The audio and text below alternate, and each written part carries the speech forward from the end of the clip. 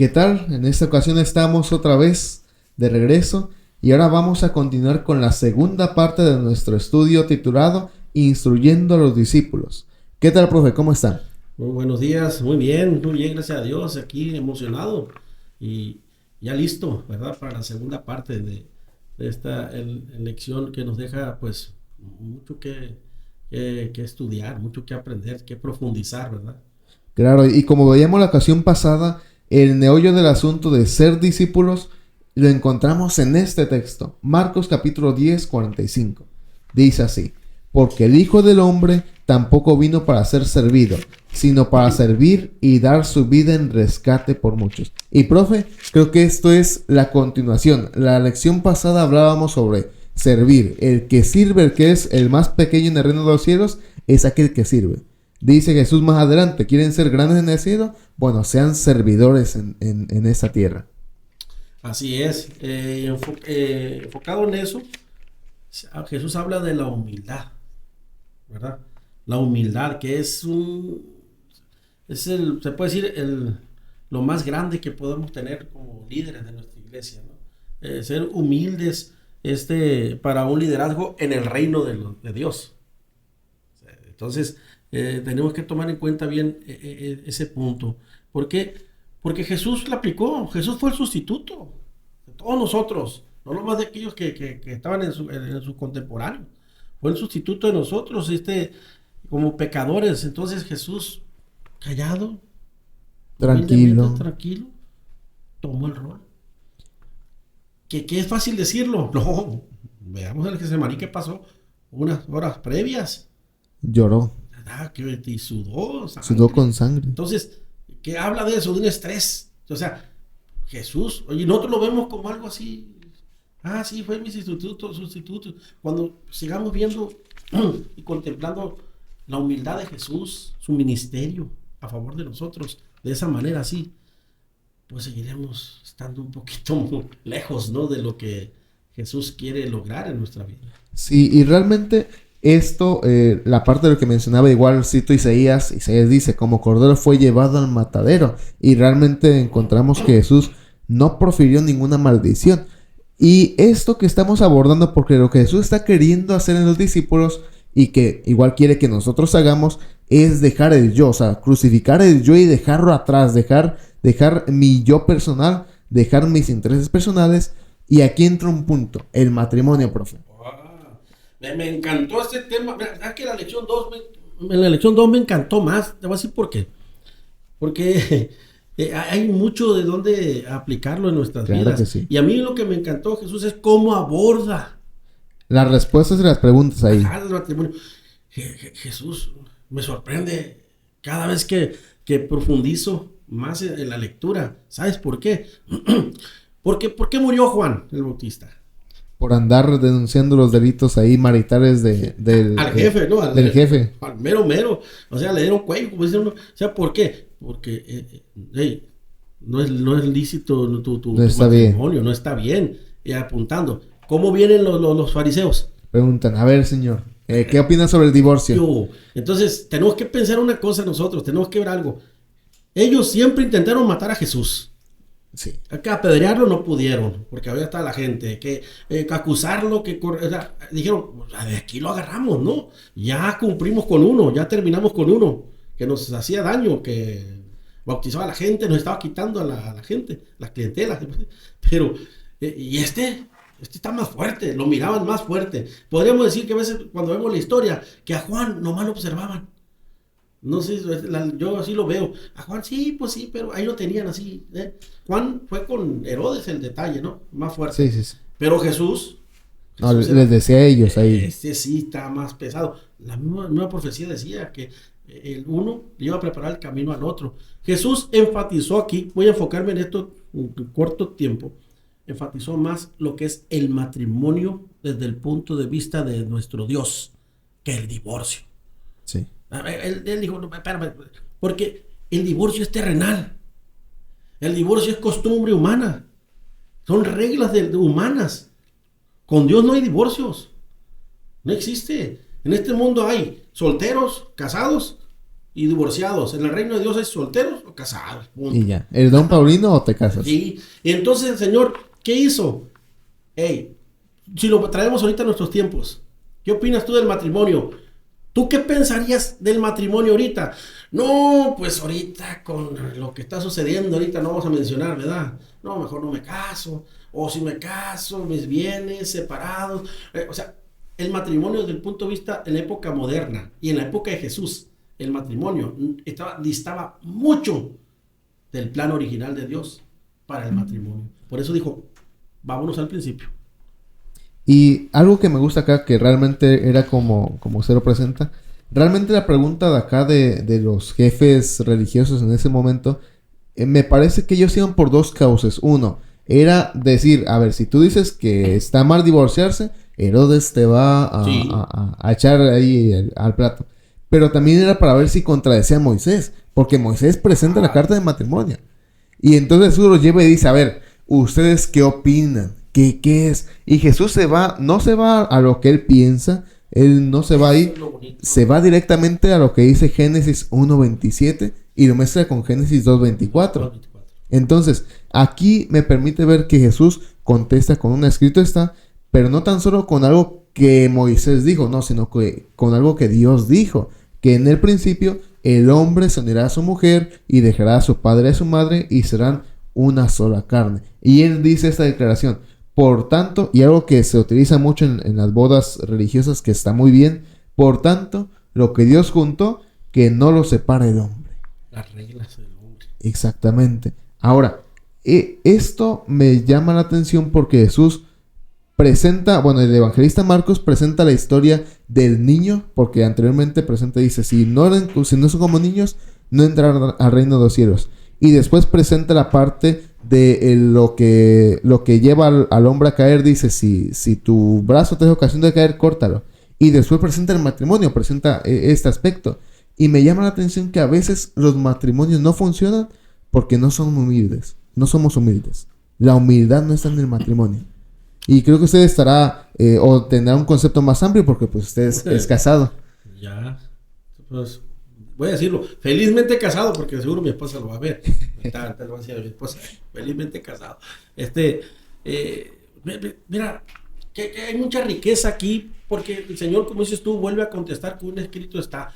Nosotras veces queremos defender algo, más ahorita en la época moderna, defender algo con nuestras propias palabras.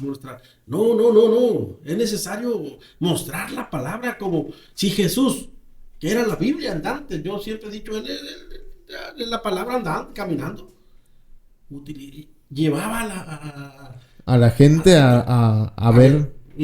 Vean, aquí está escrito.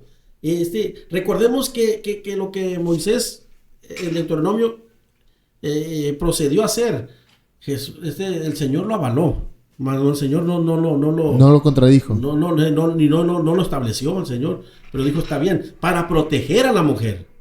Exactamente. Proteger a la mujer, porque como tú hablaste de los niños, y vamos a hablar más adelante de los niños, cómo los miraban como algo insignificante, tú qué vas a ver, ¿verdad? El niño. Y la mujer que era soltera o que estaba divorciada, perdía valor. Lamentablemente. Despreciada, se puede decir, por el marido. Era valor. Entonces, al hacer ello, era para proteger a la mujer. Le daba el divorcio, sí, para que ella pudiese casarse y pudiese estar bien ante los ojos del Señor y no estar adulterando. Entonces, ¿pero qué pasó? Antes había algo de adulterio, era lícito. Pero ahora ya después se fue transgiversando, se pusieron reglas. Se pusieron muchas reglas, todo eso que hasta por cualquier cosa se podía divorciar. Entonces, hoy en la actualidad, ¿cuántos matrimonios se han disuelto por algo que por chismes, por algo que... Entonces, realmente tenemos que volver a la raíz, realmente del matrimonio, aquello que nos unió. Porque el Señor habla acerca allí de que una sola carne, un solo espíritu. ¿Y qué me va a lastimar a mí? Cuando lastiman a mi esposa, me tiene que doler a mí. Sí. Cuando a mi esposa sufre por algo, me tiene que doler a mí. Y si no hay ese dolor, no hay esa empatía, no hay ese amor, entonces, perdóname, algo está pasando.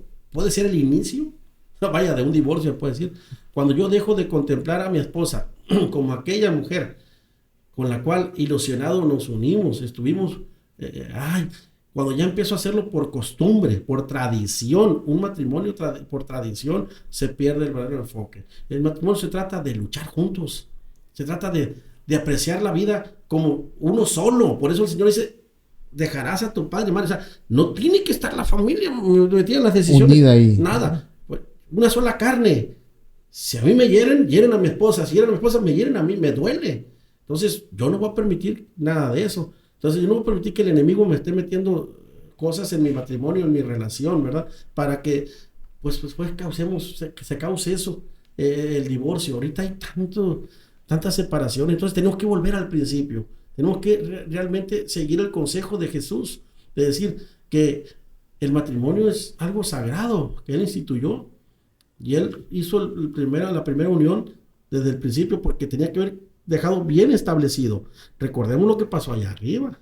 Sí, con lo que pasó con que hizo Eva, lo que cometió Eva. ¿Te imaginas que Adán dice, óyeme, ¿qué pasó? O sea, no, él no hizo eso. Contempló a Eva como una parte suya, porque era parte suya.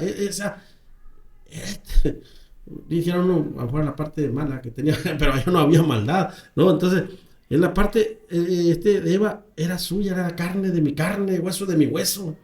Pecó. Dijo, no, pues, por amor. ¿Te fijas? Por amor a Eva, Adán pecó también. Entonces, tenemos que ver ese punto, o sea, tenemos que irnos al principio. Cuando hay problemas en el matrimonio, cuando hay detalles, es importante tener un corazón humilde y que el Señor nos aconseje. Como tú dijiste, ¿verdad? Todo va a la palabra, ¿no? Sí, al Antiguo Testamento. Sí, vámonos. Jesús es como palabra viviente, como la Biblia en acción, ¿verdad? A veces, como dijo el pastor Ramírez, ¿verdad? Dice, a la Biblia le falta el play. Nomás, Jesús vino y lo puso. Sí. Entonces, en ese tiempo Jesús los llevó al principio y se enfocó más en el matrimonio que en el divorcio, ¿verdad? Entonces, retomando un poquito lo que dijiste acerca de cómo los fariseos llegaron y lo querían encauzar ahí, encerrar al Señor. Me sorprende cada vez que leo yo cómo el Señor sabiamente, rápido, óyeme, y a veces me río yo, si Satanás no lo pudo embaucar. Esos fariseos menos estos disque estudiosos. Entonces, cómo el Señor dice, les dio la vuelta y habló congruentemente. Sí, Moisés permitió el divorcio, sí, pero es causado, o sea, es una causa. Por causa del pecado. Sí, y una protección hacia la mujer. Exactamente. Una protección hacia la mujer que era despreciada por su marido. Entonces la mujer, al ser despreciada por el marido, en aquellos tiempos, ¿cómo quedaban ellos? Sí. Era de lo más bajo que pudiera haber, porque había las viudas, se atendían. Se respetaban. Las jóvenes solteras se respetaban, hijas de casa, pero una divorciada, no. Casi la trataban como una de la calle, ¿no? Entonces, por eso estaba el divorcio, para que ellas se pudiesen casar nuevamente. Pero eso fue cambiando. Con tantas leyes que hubo, ahora por cualquier cosa en el tiempo de Jesús, se podían divorciar por X, entonces adulteraban, por eso el Señor no estaba de acuerdo, por eso el Señor dijo, a ver, vámonos al principio, vamos viendo qué es el matrimonio, cómo Dios lo instituyó, realmente el matrimonio, vámonos desde el principio, y eso es lo que nosotros muchas veces tenemos que reflexionar, tenemos que irnos al principio de todo esto, no enfocarnos ahorita con las épocas modernas, o sea, a veces como estábamos hablando de que tú estás anticuado. No, espérame, es que la modernidad a veces nos trae en estas cosas, pues serios problemas, nos metemos en conflictos. Entonces, en el reino de los cielos existe solteros y casados. Y hasta ahí. Hasta ahí. Terrenalmente le agregamos un punto más, que es divorciado. Entonces, la modernidad a veces nos está a nosotros afectando en ese punto. Entonces, qué bonito el Señor cuando nos lleva al principio. ¿Y qué dice? De que la unión entre un hombre y una mujer y es para toda la vida. Y creo que con esto, ya que entramos en el punto del divorcio, que no vamos a abordar eso acá, pero hay algo que realmente pasa con los niños después del divorcio. O sea, los niños son los que sufren. Y Jesús lo entendía bastante bien. Y Jesús presenta acá un evento bastante interesante. Anteriormente Jesús le dice, si quieren ser mayores en el cielo, tienen que ser como niños. Y los discípulos vienen otra vez ahí de incongruentes. Y vienen unas madres ahí queriendo de acercar a sus hijos al Señor. Y los discípulos dicen, no, el Señor está ocupado, déjenlo descansar. Y aquí saco dos cosas. Uno, Jesús sacrifica un tiempo de su paz, un tiempo de descanso para bendecir a los niños, pero también lo sacrifica para enseñarles a los discípulos una lección de humildad. Y aquí presento algunos datos que el autor nos dice. Dice que pues claramente los niños eran personas o niños deseados, pero sorprendentemente se les consideraba al nivel de un esclavo. Incluso los niños tenían un poquito más de valor que las niñas. Y había ocasiones que en algunas culturas como los romanos o los griegos, los niños discapacitados, los niños que tenían algún problema fisiológico, pues eran olvidados o echados al río. Entonces lo que Jesús acá presenta, y es que a lo largo del Evangelio, Jesús tiene una importancia muy especial por los niños. Tanto así que pone al nivel de los niños el reino. E incluso Él se pone al nivel de los niños y dicen, tienen que ustedes ser como niños para poder entender las grandes cosas y las grandes realidades que están en el cielo. Entonces aquí termino mi comentario con una cita de Ellen White. Ella dice, guardaos de dar una idea distorsionada de Jesús con vuestro carácter falto de cristianismo. No mantengáis a los niños alejados de Él con nuestra frialdad y aspreza. No sean causa de que los niños crean que el cielo no sería un lugar placentero si estuviéramos en Él. Y a veces como adultos presentamos el cielo aburrido. Decimos, no hombre, los niños no van a disfrutar allá. Y termina la cita.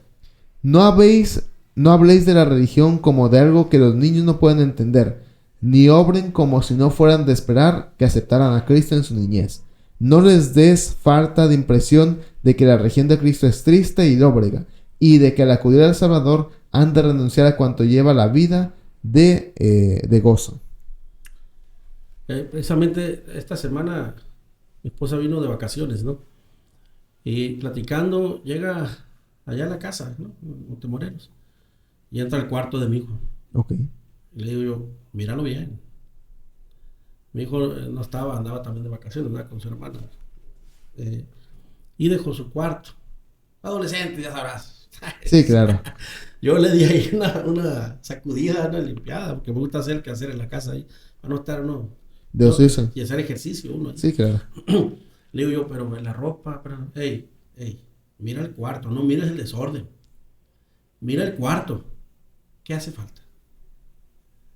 No, pues no veo yo. No.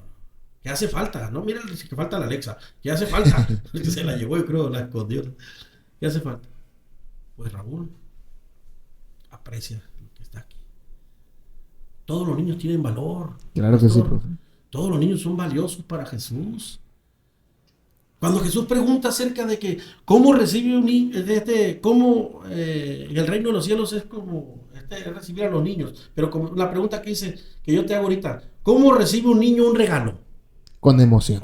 Con los bracitos y las manos abiertas. No hay, ¿qué hice para merecerlo? No, el niño está siempre predispuesto a recibir, a aprender. Uno como maestro sabe eso. Claro. Y tiene que tener mucho cuidado en ese aspecto. Y cuando tú das un regalo, ¿qué piensas?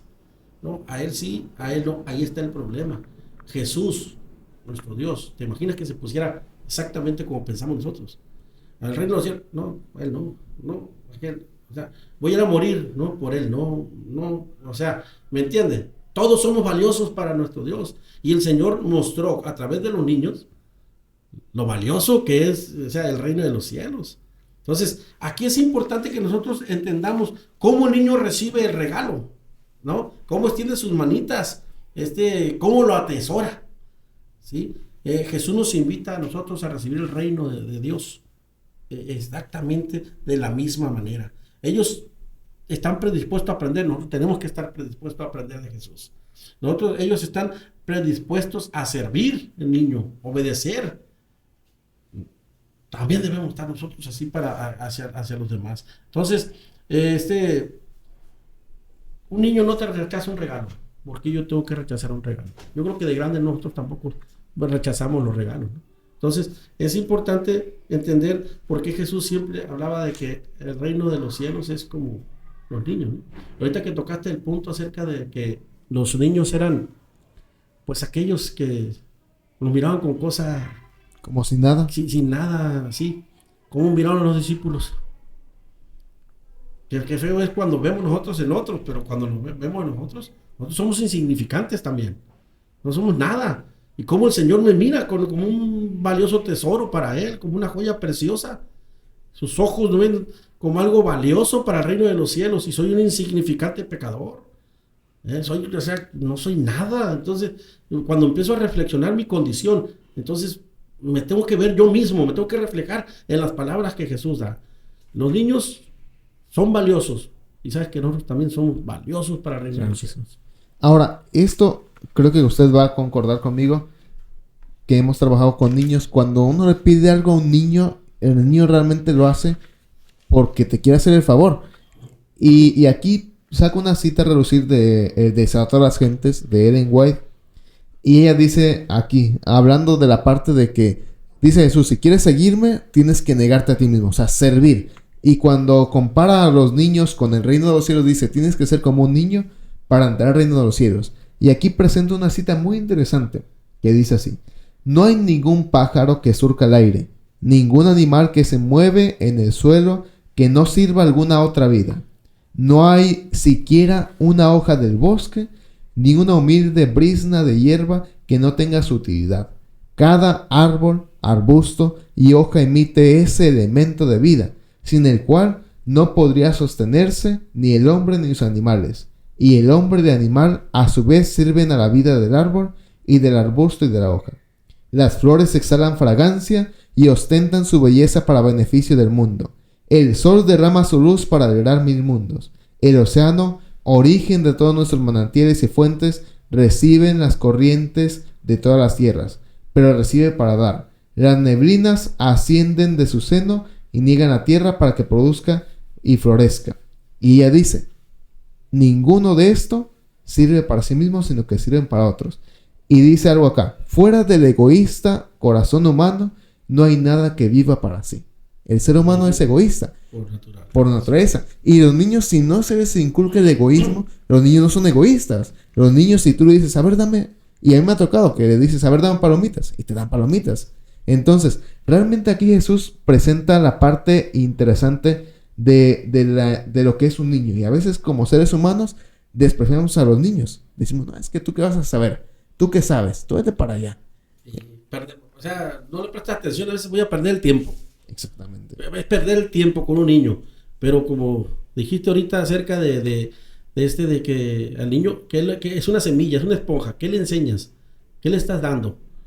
Entonces, es muy importante nosotros entender que los niños, dejarlos venir a Jesús o llevarlos a Jesús, ¿sí? Es para que ellos se formen en el ministerio. Exacto. Yo ya estoy viejo, se podría decir, a comparación de un niño de 10 años. Yo ya voy para afuera, después que le di vuelo a la hilacha. Ahora le estoy sirviendo al Señor, ¿cuánto tiempo?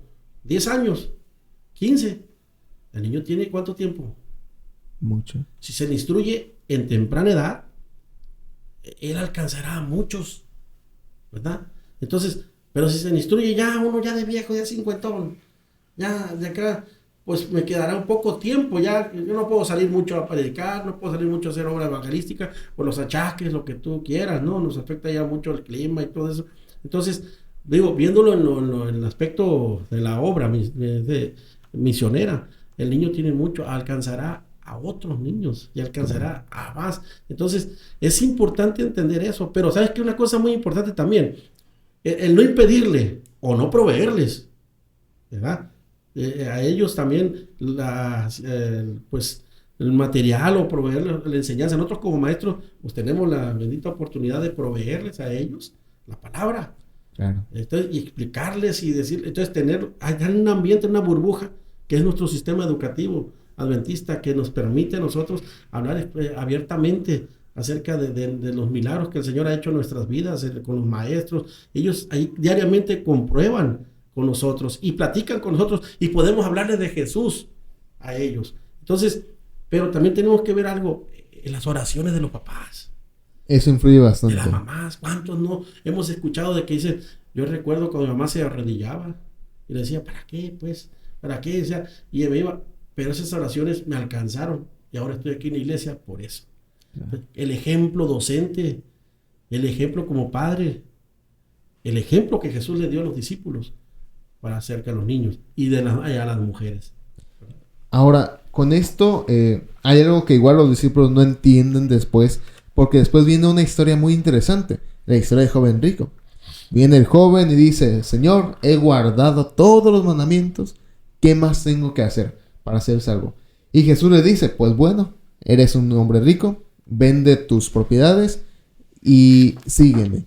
Y aquí quisiera destacar dos cosas. La primera, los discípulos no entienden porque Jesús hace la declaración en el versículo 27. Entonces Jesús mirándolos dijo, para los hombres es imposible, mas para Dios todas las cosas es posible. Pero antes de eso, Jesús dice lo siguiente.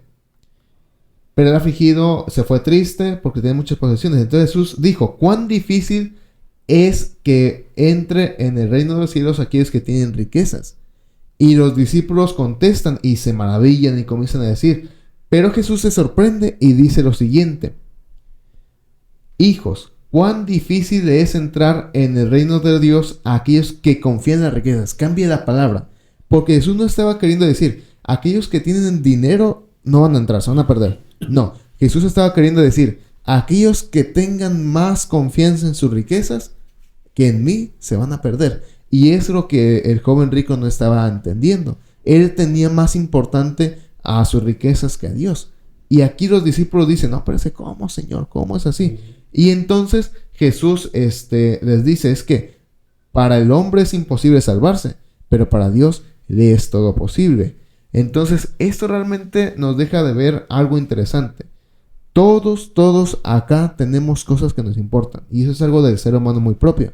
Pero lo que Jesús quiere hacer aquí es tanto las personas ricas como las personas pobres, las personas inteligentes como aquellos que no tienen tantos estudios, cualquier tipo de personas. Si pone por encima ya sea su familia, su trabajo, sus riquezas, su comodidad, realmente va a fracasar. El joven rico fracasó porque puso por encima de Dios todas las riquezas. A mí me llama la atención que dice, ¿qué haré Para ser salvo. para ser salvo? Y al decir, ¿qué voy a hacer? O sea, dime qué hago, Señor. Tenemos que ver una cosa, que Él llega y se arrodilla. Se acercó a la salvación. Casi, o sea, tú, al reconocer, entonces si llega alguien se arrodilla ante Jesús, dice que pues uno terrenalmente, bueno, está reconociendo el liderazgo, está conociendo. Entonces, casi se acercó a la salvación. Señor, ¿qué hago? ¿Qué voy a hacer? ¿Qué necesito hacer para...? Entonces dice, no, pues, ¿qué le dice el Señor? Otra vez vuelve a decir aquí, lo llevó a ¿dónde? A la Biblia. Palabra, pues. O sea, a eso es lo que me gusta a mí, como el Señor contesta. ¿Cómo contesto yo? Pues cuando Él te pregunta, trato de defender o de decir, como para que vean que sé mucho de la palabra de Dios. No. Eso a veces nos traiciona tanto, ¿verdad? Entonces, es a la palabra, los mandamientos, y que eso ya los he hecho. Y como dice Marcos, Jesús lo amó. Una declaración única de él. Antes no lo amaba, ¿o qué? Cuando Él decía, no, yo no adultero, yo guardo esto, no robo, yo decía, entonces el Señor, cuando el rico estaba hablando de eso, el Señor miraba su corazón.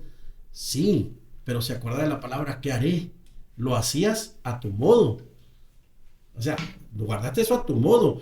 Pero dijo el Señor, como siempre, bueno, vamos a lo más profundo, como a las dos preguntas que Él hizo a los discípulos de la semana pasada. Sí. De las dos preguntas. Primero, ¿quién dice que soy? ¿Quién dice el mundo? ¿Y tú? ¿Qué dices? Ahora le dijo, ok, está bien. Y entonces, pues, vende todo lo que tienes, pues. Primer mandamiento. Vende todo lo que tienes. Está hablando del amor a la riqueza. ¿Sí? Nada tiene que ver. El Señor nos da bendiciones. Yo puedo llegar a tener bienes, materiales, todo. Y no hay problema. No hay problema, pero no estoy haciendo nada. El Señor me lo está dando. ¿Dónde deposito? Señor, agradeciendo. Él andaba buscando que el Señor le marcara el camino hacia la salvación, hacia la vida eterna, para ver O sea, ok, y si el Señor le hubiera dicho esto, ok, ¿y qué voy a hacer? O sea, no se trata de qué voy a hacer. Se trata de que permitir que el Señor haga en mi vida, que haya una transformación en mi corazón, para que así yo, entonces no deposite mis esperanzas, mis energías o mi salvación, podría hacerse en las cosas materiales, sí, sino que es en Él. Por eso estamos hablando acerca de que Él llegó, dijo, ¿qué fue lo que hizo Él primero? Se arrodilló. Bueno, sí, ¿quieres hacer algo? Entrega tu corazón. Si tú estás acostumbrado al hacer, bueno, que sea en ese aspecto. ¿Qué voy a hacer? Orar. ¿Qué debo hacer? Ayunar. ¿Qué debo hacer? Escudriñar la palabra de Dios. ¿Qué voy a hacer? Servir al prójimo. ¿Qué debo de hacer? ¿Me entiendes? En ese enfoque sí te ha permitido, pero que no sea para el engrandecimiento mío. Por eso el Señor le dijo, vende lo que tienes. Necesitas deshacerte de aquello que te está induciendo a hacer. Entonces es importante que nosotros entendamos hoy qué estoy haciendo. Yo lo que tengo es porque el Señor me lo ha dado. Y he sido agradecido. He orado, he dicho. Entonces, y el Señor tiene cosas más maravillosas para nosotros. Entonces, es importante ver ese punto de vista, porque si no, pues lamentablemente, ¿cuántos no han actuado como? Lamentablemente. Y se han ido, ¿verdad? Entonces, pero el Señor en su infinita gracia los hará volver. Y luego viene Pedro y dice, Señor, parece que nosotros también hemos hecho eso. Y cómo el Señor fue más claro con ellos. Espérenme tantito, ustedes ya conocen algo, ustedes ya, y por lo visto, no me están entendiendo, ¿sí? No entendían. No entendían, pues, pero ¿cómo les contesta Jesús? ¿Verdad? Dice, no, va a obtener mucho más, ¿verdad? Pero no estamos hablando de cosas terrenales, estamos hablando, ellos lo entendieron después. Sí, ya, después de Jesús resucita, ya que se va. Cayó el 20. A esto es lo que se refería. Cayeron de rodillas. Sí. Qué bonito nosotros cuando en nuestra vida espiritual suceda eso.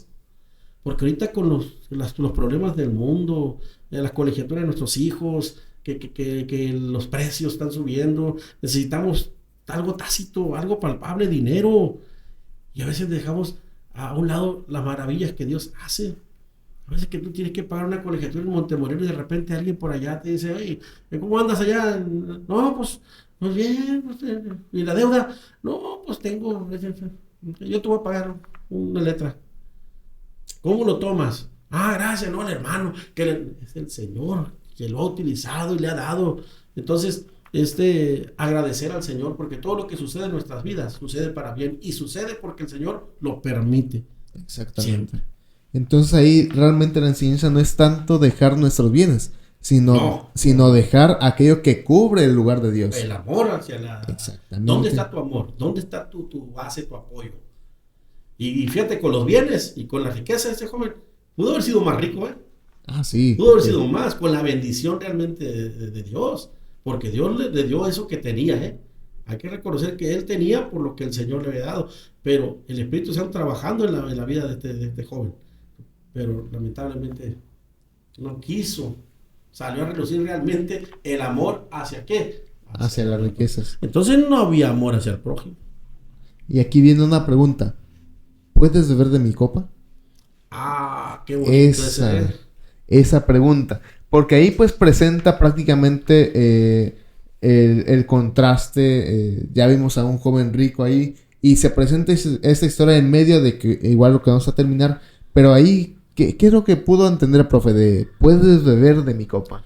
¿Sabes una cosa? Estudiando ese punto, qué bonito que el Señor, que me pudiera contestar a mí, Jesús, y que me dijera, ¿puedes tú beber de mi copa? Bautizado, como fui bautizado. Y yo le dijera, sí. Y que él me dijera, es cierto, sí va a pasar. Qué bonito. Pero ¿qué tal si me dice? Pues no vas a poder, chico. Como Pedro. Qué feo. ¿Cómo contestaron los discípulos? Sí. ¿Y Jesús qué dijo? Como profeta, realmente sí va a pasar eso. Porque al beber de la copa y al hablar del bautismo de Jesús, es el ministerio de Jesús.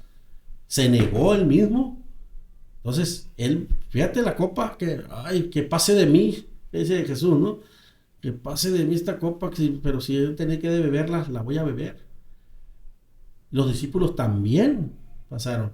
Entonces, murieron, ¿sí? En el servicio, murieron, reflejando a Jesús. El bautismo, la muerte de Jesús. Cierto. Y ellos murieron en ello. ¿Qué fue lo que bebieron ellos? Hambre, Vituperio. sí, todo, el clima. Entonces, nosotros tenemos que beber esa copa. Tenemos que beberla, pero de otra manera, o sea, de una forma que entregarnos al ministerio. Y necesitamos morir al yo. Ser bautizados realmente con el Espíritu del Señor. Un cambio en nuestras vidas.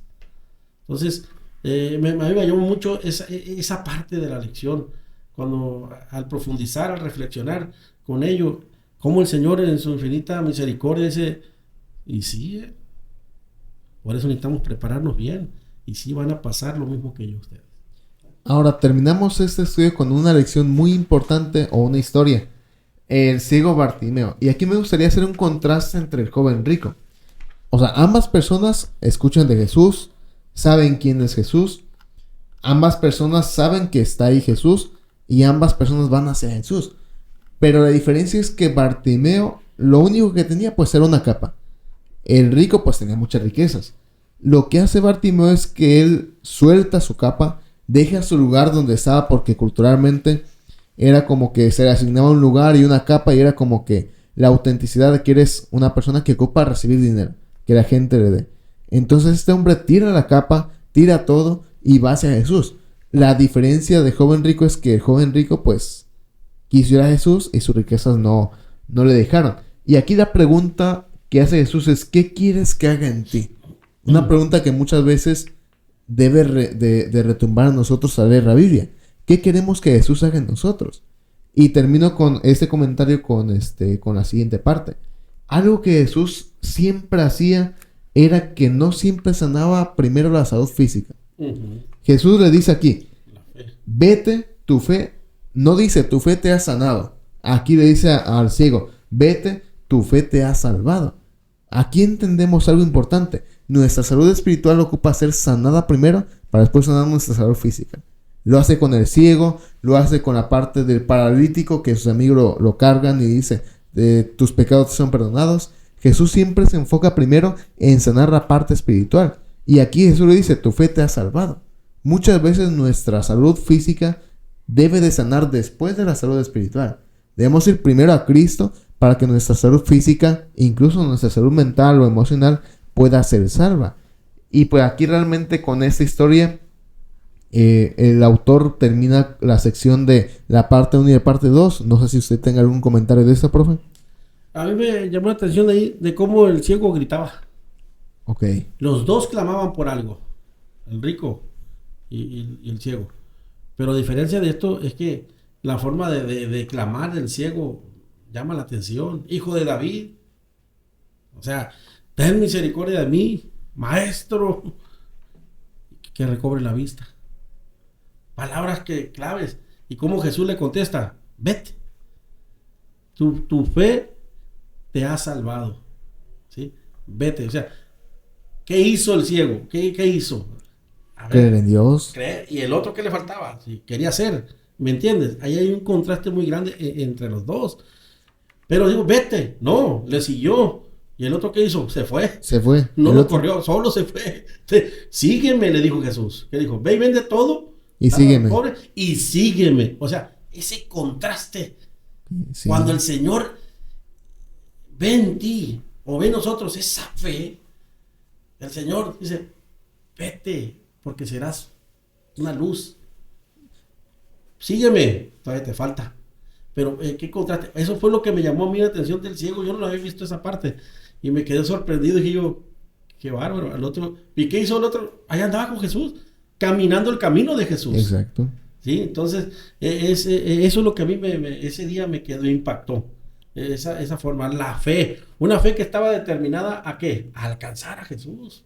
A llamar, clamaba: no, que cállate, Señor, y levantaba más la voz. Ese es otro punto que igual estaba viendo.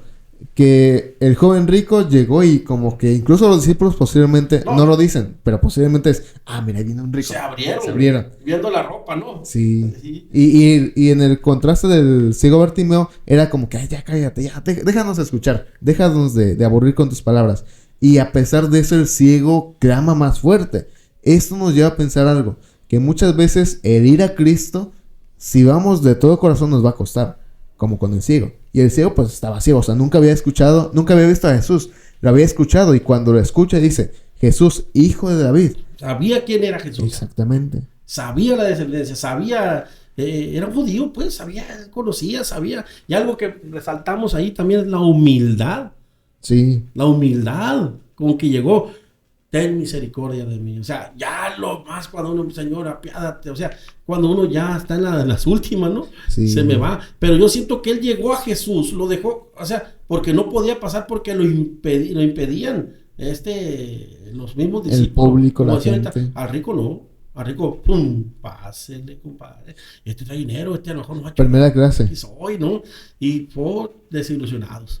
Y cuando sanó al ciego, ya vete. O sea, ese ministerio de Jesús en alcanzar a los demás, a ellos les cayó el 20, se puede decir, después cuando Jesús no estaba y cuando empezaron ellos a predicar. Entonces empezaron a ver desde otra perspectiva a su prójimo. Es algo que tenemos nosotros que aprender aquí acerca de esto. Jesús, ¿qué te dice? Sígueme. Nos falta. Cuando alguien dice, vete, o sea, ahora sí, ya estoy listo, vamos a predicar la palabra de Dios. Exacto. Y pues en esta ocasión hemos leído una lección bastante interesante. Es la continuación de la lección anterior, instruyendo a sus discípulos. Y Jesús presenta acá el meollo del asunto, la parte esencial, la parte central, que es el servir a otros. Realmente la instrucción que Jesús hace a sus discípulos es servir a los demás. El servicio abnegado es el centro del evangelio. Entonces, como hemos conversado acá con el profe Raúl, muchas gracias, profe, por estar acá en esta ocasión. Gracias por la invitación. Sí, pues la esperamos para otra ocasión. Que Dios les bendiga.